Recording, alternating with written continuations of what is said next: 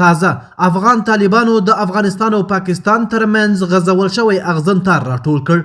سلام ستړي مشئ. په سر کې یادونه کوو که مو چینل نوي سبسکرایب کړی د تازه او مهمو خبرونو لپاره افغان پلس چینل در سره سبسکرایب کړئ.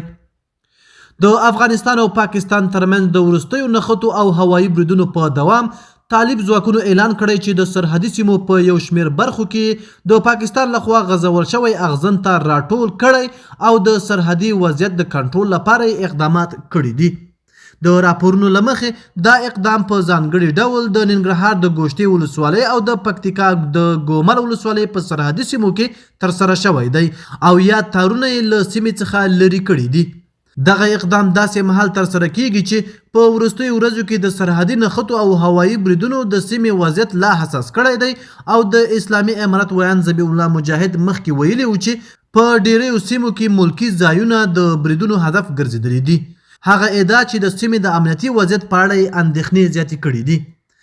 طالب چارواکي ټینګار کوي چې د سرحدي سیمو ساتنه د دوی مسؤلیت دی او هیڅ چاته به اجازه ورنکړي چې د افغانستان خاورې ته لاس وغځوي. د دوی په وینا د اغزن تار راټولولو د ملي حاکمیت د دفاع یوه برخه ده او د ورته اقدام پر وړاندې به جدي دریځ خپل کړي.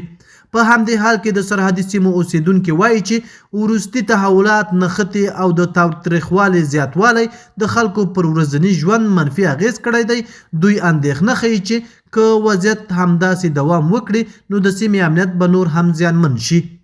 سیاسي او امنیتي شنونکي باور لري چې د افغانستان او پاکستان ترمنځ د سرحدي اختلافاتو اوږد تاریخ لري او وروستي پرمختګونه ښیي چې دا مسله لا هم د دواړو لورو ترمنځ یوه مهمه ننګونه ده.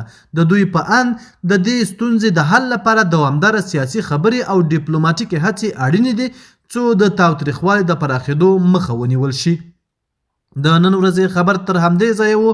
د نورو تازه او مهمو خبرونو لپاره افغان پلس چینل در سره سبسکرایب کړئ او خپل نظریات مو را سره په کومنټ کې شریک کړئ. تر بیا ښه وخت.